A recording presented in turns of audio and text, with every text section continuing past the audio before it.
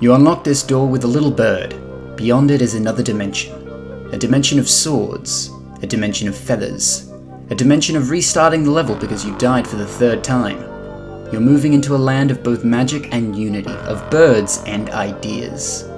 You've just crossed the threshold of the bird door.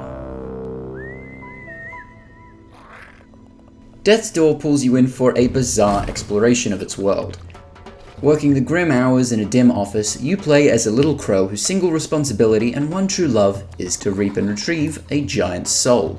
In this game, souls are used to power the doors that allow you entry to the mortal realm, and collect upon more souls. When a creature's soul gets too big, then you or one of your colleagues is assigned to the case and tasked with murdering the shit out of them. During this time, you are made mortal and can face death, which will definitely happen.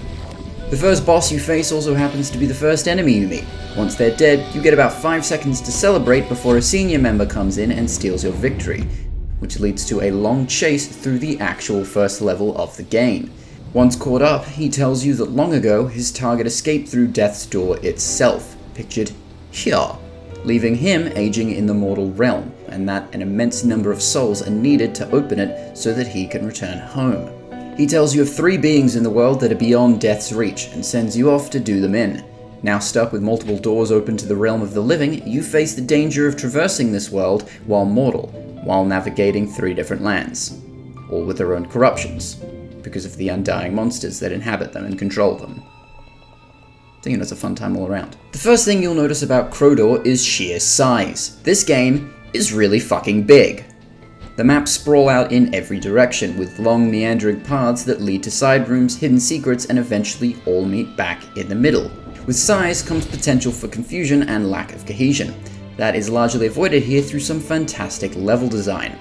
Any path that you can't take yet is made obvious by its blockades, and the path that progresses the story forward is usually the obvious one. While this can sound daunting, you consistently create checkpoints as you go, which helps tie the maps together and give you a better idea of where to go. As an example, this is the first room of a dungeon that has one of these checkpoints. If you die, you return here, but once you make it far enough, the level loops back around to it and grants you access onwards. If you die from then on, you spawn in the same place and can simply take the elevator. Now this is just one example, but the game is littered with clever design choices like it. As for combat, it is punishing. You've got little life and little room for error. Every enemy type has their own attack pattern that they follow. If you don't memorize it, then you'll most likely end up dead. Staying light on your toes is a requirement, and patience is ultimately rewarded. I would say that you need to duck and weave, but you're not a duck. Even remembering this, the difficulty of many bosses remains tied to their speed, and how often they can use their abilities to catch you off guard. As for yourself, you possess a light, heavy, and range/magic attack, along with various weapons that you find around the world, all of which have different stats that allow for different forms of fighting. I happen to enjoy the really big hammer. The main issue I found with combat is the use of your mouse as your method of targeting while retaining isometric control. In most games of similar design, you just attack in whatever direction you're facing, or you utilize a simple lock-on method with a certain key. In Breadbird, you always attack towards your mouse. It feels unnatural and upends what could be a far smoother experience. The nature of Deathbird makes it into a Miyazaki-esque experience where everything is just off the axis of normalcy.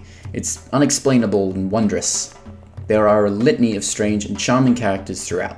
There's Pothead, Stonehead, Urnhead, lots of itemized head characters I'm realizing. Oh, there's your bird co-workers, forest dwellers, traveling bard, as well as whatever this guy's deal is. Why do I get the feeling this cable car is gonna be like alive? Like a creature. I hate being right. As an autonomous, voiceless worker in this game, you easily accept the reality of your position as you begin playing.